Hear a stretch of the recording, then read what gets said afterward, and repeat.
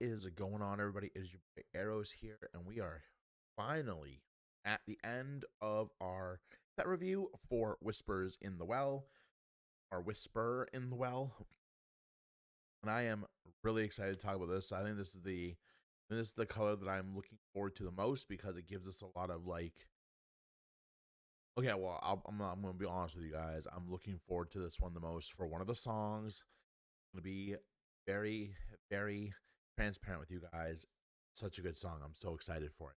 But on all in all, this is a really, really good set. We're going to talk about Steel. We're going to talk about my overall thoughts on the set, and we're going to. It's gonna be good. It's gonna be good. So let's start with a new Nick Wilde. He is a one cost 2/2 quest for one, generic one drop, but this one is special because it is also a detective. Means it gets all the fun detective perks that come in this set. So definitely means you're going to want to include it in your detective deck because there is also a Nick Wilde in this same color that will shift onto it. So we'll get to that in a second. Then we have a new 2-drop, the Black Heron, a real bad egg. 3/3, 2 cost inkable, quest for one. This is actually kind of really good. It's a 3/3 on a 2-drop, which is kind of awesome. Um, definitely, definitely like that. Honestly, if it had an ability, it would probably be like incredibly broken. You think about other like 2-drop 3/3s that we've had in the past, they've had like some kind of drawback. Mr. Smee quested for 2, but it had the ability that if there was no captain in play, we took a damage at the end of turn. So it was really like a 3/2. But this is actually super cool. I like this card a lot. Our first steel gargoyle is Hudson. Um, like all the gargoyles, he has the Stone by Day ability. If you have 3 or more cards in your hand, this character can't ready. He's a 2 cost, 2/4, quest for one. But he also has another ability as well in finding answers. When you play this character, you may draw a card and then choose and discard a card. This is really cool because you could get rid of a card that you can't really play right now. Maybe draw into something that you can play it, get your hand down to 2, and then on your next turn, your gargoyles will ready. It's going to be really important to like build a deck so that you can like take advantage of not having like a massive hand. And I feel like the gargoyles are going to be the best. Like I know we have 2 purples, but I don't really feel Demona works for the actual gargoyle theme. I feel like she's like kind of her own thing, which kind of makes sense that she doesn't work for like the rest of them because in the TV show she's their enemy. But I definitely feel like Red Steel challenge gargoyles is how you're gonna want to do this. Of course, I could be wrong. There are people out there much more knowledgeable than me. But definitely Hudson helps with that. So pretty solid card. Next we have Inspector Tezuka.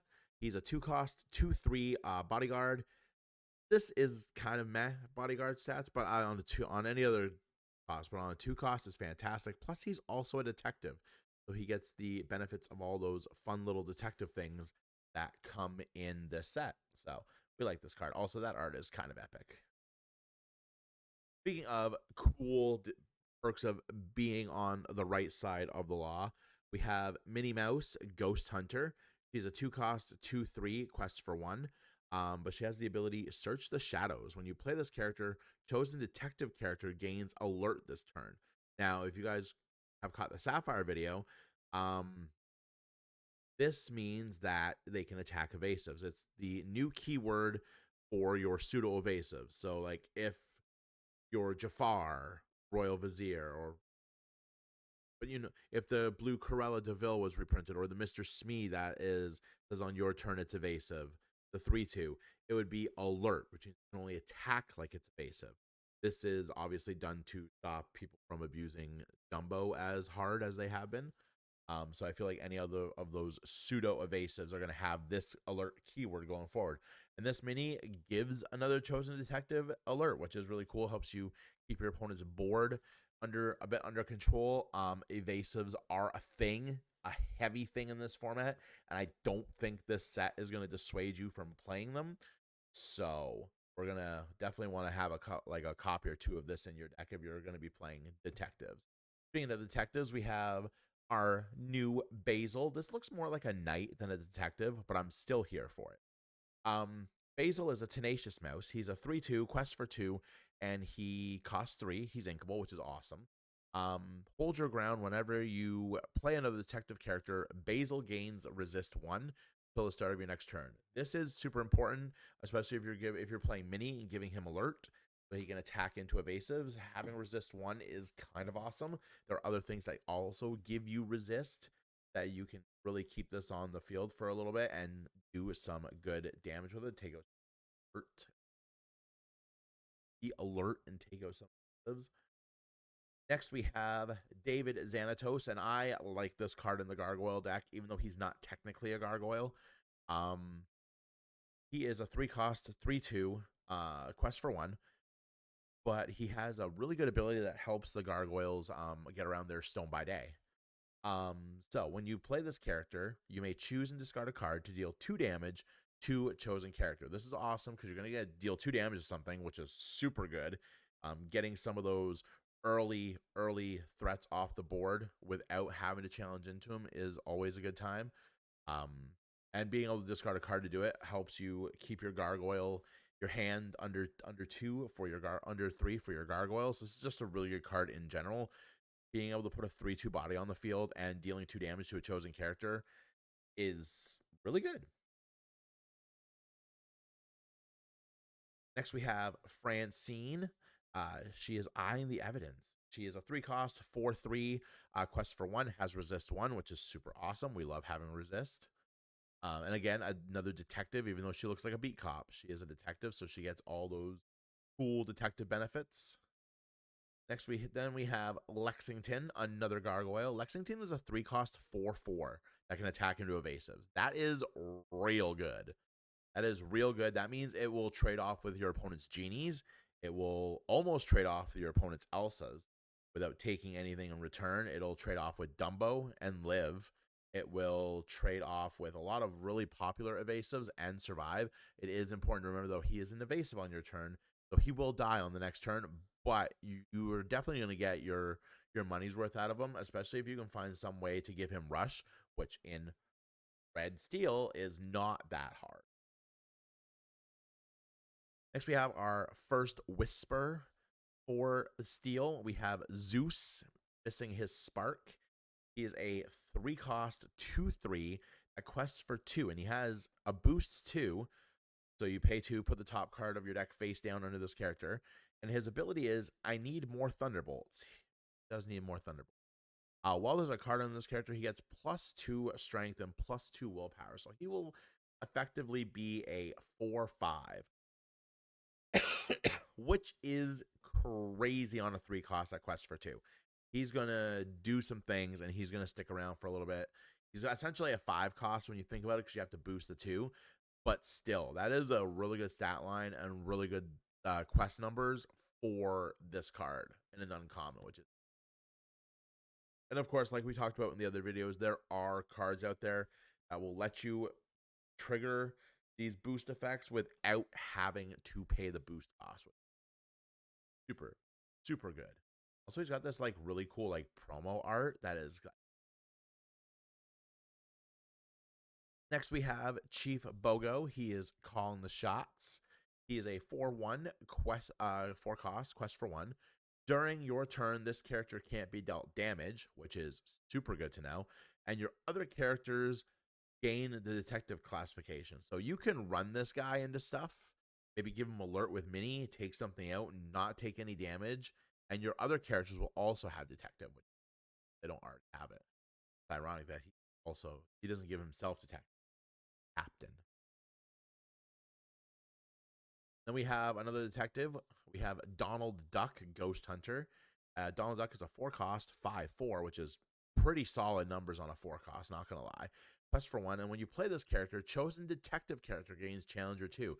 So I'm digging these cool little like effects for detective characters. Challenger, give them alert. Now you just got to be able to give them resist. Donald is fantastic. We have our second Whisper for this color, Fairy Godmother, Magical Benefactor, a 4-cost, 3/5. Her boost is 3. Now, generally on these 3 boosts, the effects are not good. So let's see this one. She quests for 1, And then she has the ability Stunning Transformation. Whenever you put a card under this character, you may banish chosen opposing character. If you do, their player may reveal the top card of their deck. If that card is a character or an item, they may play it for free. Otherwise, they put it on the bottom of their deck. So this is kind of like a Daisy Duck sort of deal. If you banish a character, which is kind of amazing. I don't know if it's worth paying 3 every time you want to do it. On a 4 cost, it's uninkable. But it is a really neat effect. So you banish a chosen opposing character. This is great for getting big threats off the field, like Max Goof in green steel, Clarabelle in green anything. I think about that. Should he come back, Maui Half Shark? This is just really good for getting rid of those. And your opponent reveal the top card of their deck. If it's a character or an item, they play it for free. So if either way, you're getting rid of the big threat, and they might be putting out something that is far easier to get rid of than that big threat, which is okay. Or they're putting out an item which could be bad depending on what you're playing against. But if they get an action, a song, or a location, then it goes back on the bottom of their deck. So I like this card. I don't know if it's worth paying 3 ink every time you want to banish something. There are better ways to do it. This could be really good, though, if you don't quest with the Fairy Godmother and you just have, like, you essentially have a cheaper Dragonfire every turn because you can just boost the 3. The only thing about this is to be able to have to do it every time, you could end up boosting some really like powerful cards. But if you're playing this in green steel, you could potentially Mother Knows Best it back to your hand and get all of those cards, which is kind of why. Oh wait, does Mother Know Best bounce my guys? I'm thinking something else. To the cellular device.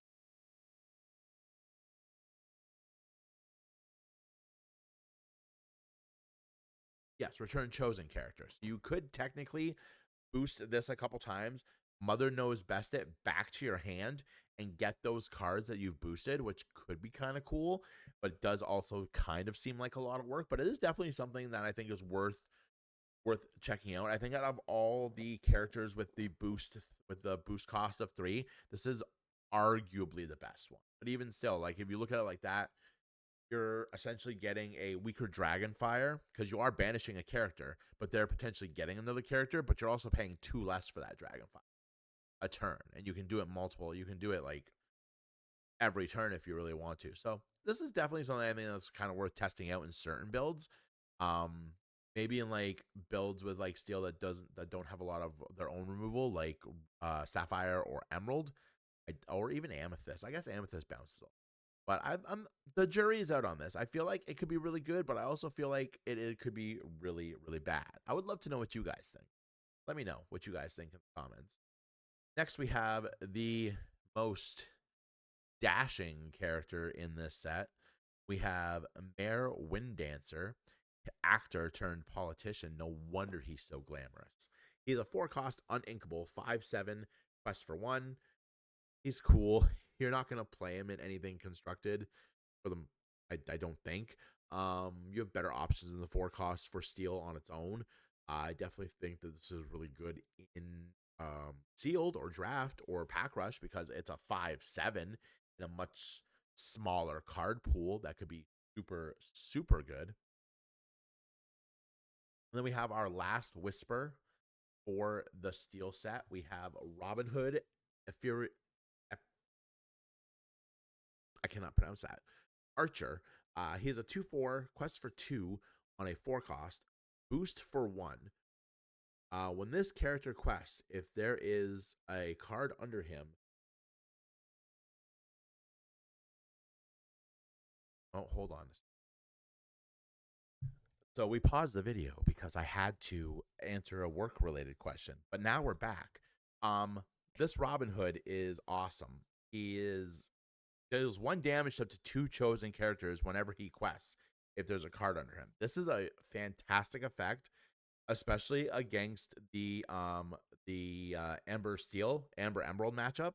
This right off the bat just kills off ladies, which is super good. And it also makes it a lot easier to take out daisies because you can quest with this Robin, put a damage on a daisy, crash into the daisy with a Calhoun, get that out off the field right away. Like, yes, it's a turn 4 play, but this is still a really, really solid card. I definitely feel like it's going to see play in a lot of steel decks because that one damage makes a difference. That one damage to 2 characters makes a big difference. I think this is going to be a really, really good card. You're going to see play that's going to see play at least in like 1 or 2 copies in some decks. This would be super good in like decks that want to do Strength of Raging Fires, but they're like 1 damage short. Quest, deal a damage, tap your 3, play Strength of Raging Fire, get something off the field. This is just really, really, really good. I really, really like this card. Might be my second favorite steel card in this set. Moving down the steel line, we have the Headless Horseman. He also comes in steel. He is a 4/4 bodyguard for 4. Quest for 1. This is honestly really good stat lines on a bodyguard. And also I think there's a shift target. Well, obviously it'll shift into the ruby one, I believe, but I'm pretty sure there's a shift target in steel too, which is pretty cool. Honestly, and also this art good. Love this card. Definitely so cool. We have our next gargoyle, Broadway. I find it hilarious that the chubby gargoyle is the bodyguard. Broadway is a 5 cost 4/6 quest for 2 bodyguard, which is honestly really good. And then if you have 3 or more cards in your hand, this character can't ready.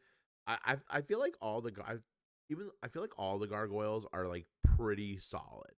I think the deck is going to be really cool. I don't know if you're going to play all the gargoyles unless you're like specifically playing like a challenge gargoyle deck with like Mushus and like other things that let you attack ready characters. But this is still really cool. Also, the gargoyle art, the art on the gargoyle cards is up. Next, we have a new Nick Wilde. This card I like. This Nick Wilde is a 5 cost uninkable, 5/4, quest for 2, but he also shifts for 3. So you can play your other Nick Wilde on turn 1, play something else on your turn 2, play this on your turn 3, quest, play your Donald on your turn 4, give a detective challenge or 2, take something out, draw a card. During your turn, whenever one of your detective characters banishes another character in a challenge, draw a card. This is pretty cool. It also makes me realize that there's no detectives in Ruby, which is where this would pair really, really well with. Especially with Chief Bogo giving everything. Oh, I guess you could do it with Chief. This could be really cool as like a little like tech in a Ruby challenge deck just for fun. I don't think it would ever be competitive because Chief Bogo gives everything else detective. You could play this and have some of your like big questers, your big challengers like Mushu, Robin Hood if you're running it, Calhoun, take stuff out and get you a card draw as well. I think that'd be kind of cool. Neat little thing to mess around with. But yeah, I like this card. The art is awesome. Detectives get some pretty neat toys in this set, I have to say. Next, we have, in my opinion, the best, if not tied for, 3-way tied for best of the Ink champions in Pluto. I personally believe it's a 3-way tie between Pluto, Minnie, and Daisy as the 3 best Ink champions to come out of this set.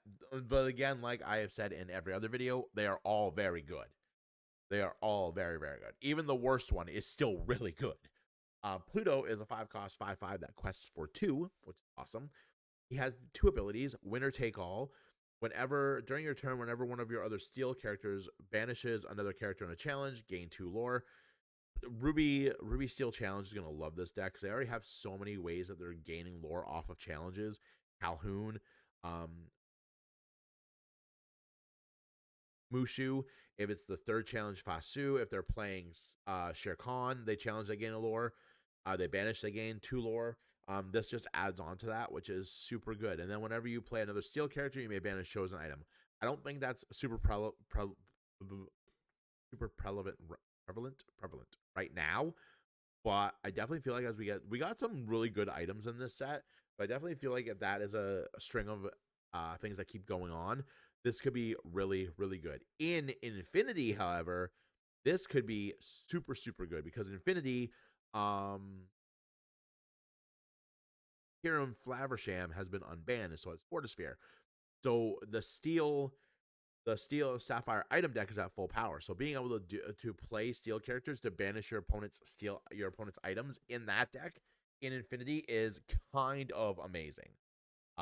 In core right now, not so much, but it is definitely something that he get super good like in future sets. But that first ability is just amazing. Even if you're not playing a challenge deck, but you have steel, I would highly suggest running one or two of these because that extra passive lore for banishing something in a challenge could definitely come in handy in like those close grindy games. We have a new Clawhauser. He's a detective now. Was the Amber one a detective? I don't think it was. And he's a 6 cost 5/6 Challenger 2, which is super good. We just talked about what the Nick Wild giving your detectives the ability to get you cards whenever they banish something in challenges. He quests for 2 on a 5/6 body.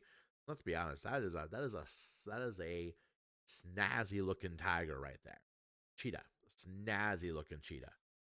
This is a really good card. It's a detective. If this wasn't a detective, I wouldn't be singing such high praises for it. But there's so many great buffs to detective to this classification in this set that this card is actually kind of. And you're playing it if you're playing it in Sapphire, you're ramping. So you could play this much, much earlier than turn 6. Next, we have the first legendary from this set. And let me just have a look. So gorgeous. So gorgeous. Um, we have Goliath, the clan leader. Goliath is a 6 cost, 6/5, quest for 2.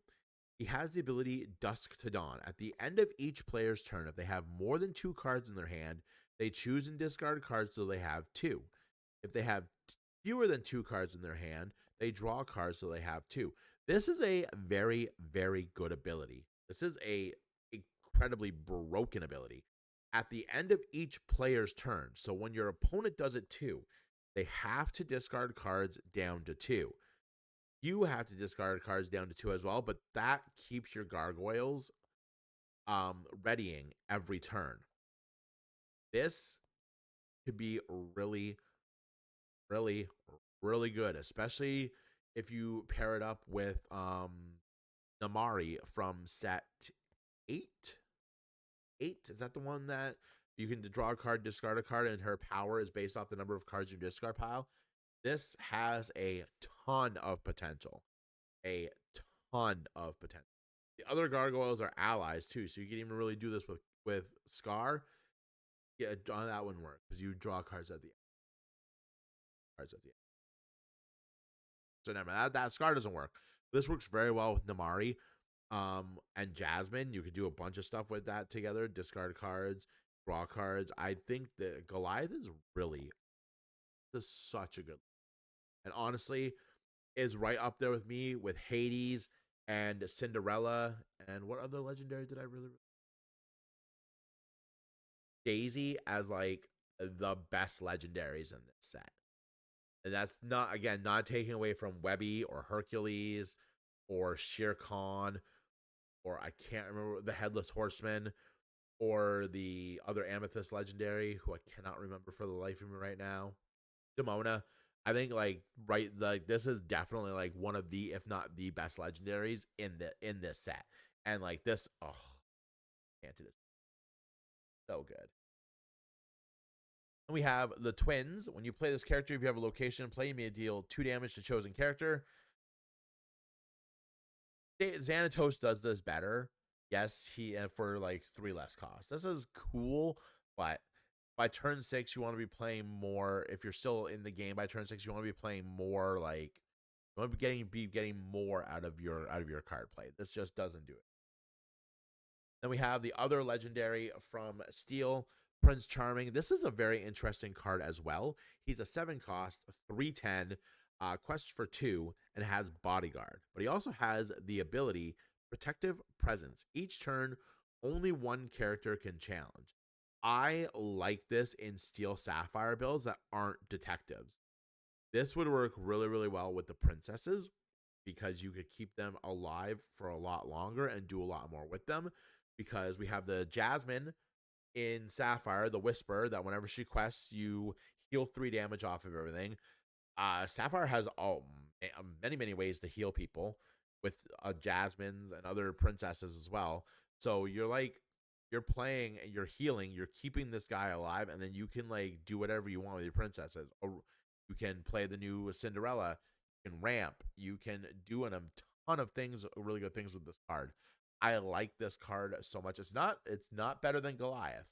I don't think it's better than Hades. I don't think it's better than Daisy. But like I said, I feel like all the legendaries in this set are actually like really, really, really good. And this is definitely a card that I would love to experiment with, especially in that Sapphire Steel build, because you are accelerating your ink, so you could drop this as early as like turn 5, turn 4, depending on how your early turns go. This is a really, really good card. It's not as good as Goliath, but there's nothing wrong with that. This is a really good card that you can do a lot of really cool things with, because being able to only challenge with one character with a 10 cost Bodyguard, if you find ways to give this ward, your opponent is really stuck for getting it off the field, because they can't he hurled his Thunderbolts it. They can't um Strength of Raging Fire it. They can't Mother Knows Best it. They can't get it off the field unless they're like board wiping, and board wipes are not not relevant in right now in this game. And even like the best ones won't hit this because you can't lower its what's it called? Can't lower its strength to get under the seed. You could and stop chaos in its tracks it, but you're probably not running that because you're probably not expecting to see this. I like this card. I think it's a big buff to Steel Sapphire decks. I think it's a big buff to princesses, even though it's Prince. Um, I think this is just a really, really, really good card. It is really good. I love it. It's not Goliath good, but I love it. And then we have another Shift Headless Horseman. Shift 5 for the Headless Horseman, the Cursed Rider. He is an 8 cost, 5/7 quests for 2, and then shift 5. The Witching Hour. When you play this character, each player draws 3 cards, then discards 3 cards at random. Choose an opposing character and deal 2 damage to them for each action discarded this way. 3 cards at random, you might potentially get at least 1 off of this. Even if you don't deal any damage, you're still making your opponent discard cards that they might not want to discard, especially since it's at random. Yes, you're going to discard cards too, but honestly, this also works very, very well with the Gargoyles. Not that I don't think you'd play it, but this is just a really good card as well. Really solid super. 8 and a 5 shift on an 8 cost is really good. Being able to play this potentially on your turn 5 and really mess your opponent up by making them randomly discard cards that they really want to keep. Maybe those 3 cards they draw aren't good. Then this is a really, really good way to really keep your opponent's options under control. I like this card a lot. Getting into our actions, we have putting it all together. Chosen opposing character can't challenge during their next turn. Draw a card. This is really, really good if you want to do some questing and you don't want to get taken out by Calhoun. Force that Calhoun to quest. Draw a card. We like this card. The game's afoot. Move the 2 of your characters to the same location for free. This location gains resist 2 until the start of your next turn. There, we talked about the location in Emerald. I cannot remember the name, but the one that gains lore equal to the number of characters that are there. This would be super hilarious to play in a green steel location deck with the Goofy who also moves another character there. That'd be really cool. And it gives the location resist 2, which is awesome. Going into our songs, we have But I'm Much Faster. Steel got some really, really cool songs. It's a one cost song, which means you can be giving something of alert and challenger 2 as early as your turn 2, which is amazing. Putting this on a Calhoun on turn 3 is kind of silly because it will be able to challenge into your opponent's evasive characters. It will be able to even it will be able to take out Daisy, or even hell, putting this on a Captain Hook on turn 2 is kind of broken because then you can take out those daisies, really only give them one chance to quest with it. Just just a good card. A very good card. I like this card a lot. I don't know how many you run in your steel decks, but I definitely think it's a 1 or 2 inclusion.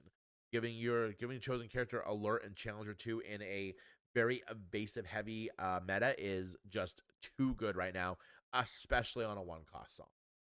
And then along came Zeus, and he hurled his thunderbolts. He hurled his thunderbolt is a pseudo along came. Cost 4. It does 4 damage to chosen character, and your deity characters gain challenger 2 this turn. If you're playing this with the Zeus, that's really cool. If you're playing this in red, you can give it to Shark Maui. Hilarious. If you're playing this, you could even run this in Infinity and put it on your Maui Hero to All, which is also hilarious. There are also more deities that came out in this set in the red category in the ruby color. Hermes and Ares would love to have Challenger 2, especially Hermes since he is a 3/3 with Rush. You can play on your turn 3, play this on your turn 4, pop something off. Just really good. I like this card. It's not as of right now, I don't think it's as good as and then along came Zeus, because along came Zeus could deal 5 to a location as well, or a chosen character. As we get better characters or more characters in the deity classification, this card could get really, really bonkers. So definitely something to keep your eye on. We have 3 items for steel. We have the Robot Queen on a 1-drop. Whenever you play a character, you may pay 1 and banish this item to deal 2 damage to a chosen character. That is pretty solid. If you play this on your turn 3, you could pop something off. But at that point, why are you just not playing Fire the Cannons? Because it does the same thing, and the only difference is this you can ink. And then we have the Sword of Hercules. I like this card. When you play this item, banish a chosen deity. This gets rid of Maui Shark, which is hilarious. And then hand to hand during your turn, whenever one of your characters banishes another character in a challenge, gain 1 lore. Again, we are talking about challenging, gaining a ton of lore off these challenges, which is fantastic. I'm going to be doing a video for how I feel you should build challenge. And I think challenge in the red steel is definitely something that is going to be a very big threat. Yes, it is going to be a little bit slower in that early game, but once you get the ability to like really start challenging into unexerted characters, I think this might be a good format for the Lilo Stitch combination from set not from Fabled, with Lilo when she quests, giving that the Stitch from set 8. Yes, from set 8 from Reign of Jafar, giving that Stitch the ability to attack readied characters and giving him like a challenger 2 somehow and taking out things, drawing cards, gaining 2 lore. This could be really, really, really good, and that lore can really snowball really, really quickly. Then we have the Ingenious Device. This is a 3-cost item. It has 2 abilities: Surprise Package. Tap it and pay 2, banish this item, draw a card, and then choose and discard a card. Oh, and then it has the time grows short. During your turn, when this item is banished, deal 3 damage to chosen character or location. This is okay. It's not anything like super, super, super good. It'd be really cool in limited. I mean, I guess you could do something with gargoyles, but definitely better options out there. And then Steel got 3 locations. So first off, we have Zootopia, which is a 1-cost. 1 with a 4 defense, which isn't the greatest defense. You get 1 passive lore, which is kind of cool.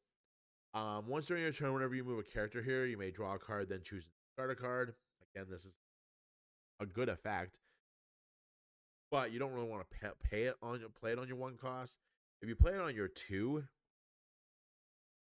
and move something here, it could be good, but I don't know. Locations just really feel like in a really weird place to me right now. Unlike this card. This card is fantastic. Castle Wyvern Above the Clouds. It's a 2-cost item. Cost 1 to move a character here. Sorry, 2-cost location. Costs 1 to move a character here and has 5 defense. It gains 1 lore, 1 passive lore. Protect this castle. Characters gain Challenger 1, Resist 1 while here. This card is Maui's Palace of Exile, but better. And it makes me really wonder, why did they reprint Maui's Palace of Exile if they were going to... Maui's Place of Exile. If they were going to print this in the next set. This card is literally 10 times better than that one. And I would 100% play this at least in 1 or 2 in a lot of decks, especially challenge decks. Putting something here and giving a Challenger 1 and Resist 1 in that challenge deck with all the new ways that you can gain passive lore out of that is just kind of bomb. And then our last item is the Illuminary Tunnel. It's a 3-cost, 1 to move, 6 defense, which is while you have a character here, this location gets +1 lore for each other location you have in play. When you have a character here, you may pay 1 less to play location. This is a very good location. This is something you would play in that green steel deck that we're talking about with locations, because you can move Goofy there. You can move, for the second thing, you can play that card we talked about in this, giving the location Resist 2. You move 2 characters to the green, 2 characters to this one. You are gaining a ton of lore off of. Super. And I believe they're both relatively cheap too. And honestly, locations, your opponent has to challenge into them, which is going to leave your characters open to do some questing. Good card is... That is Steel. So that is Steel. I feel like this set is just amazing. This is definitely what we needed coming off of a set in Fable that was 80% reprints that were 90% terrible. Getting all these new cards feels super good, super awesome.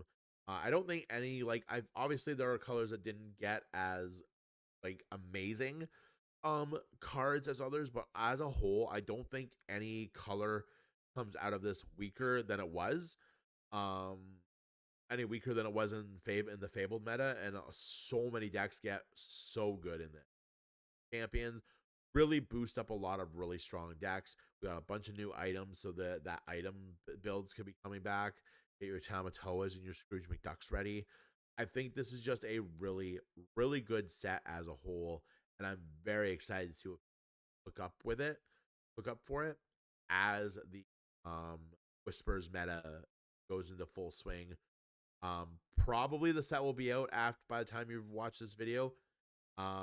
But I would love to know what you think of Whispers in the Well in general. Let me know in the comments below. Don't forget to like and subscribe to the channel. Ding the notification bell if you want to be alerted to whenever we post any content. It was really fun going through and looking at all these cards with you guys and telling you how I feel about these cards as a whole. And now I'm just really excited to play some Lorcana with this stuff. Stay safe out there, my friends. And as always, I will see you when I see you. Bye.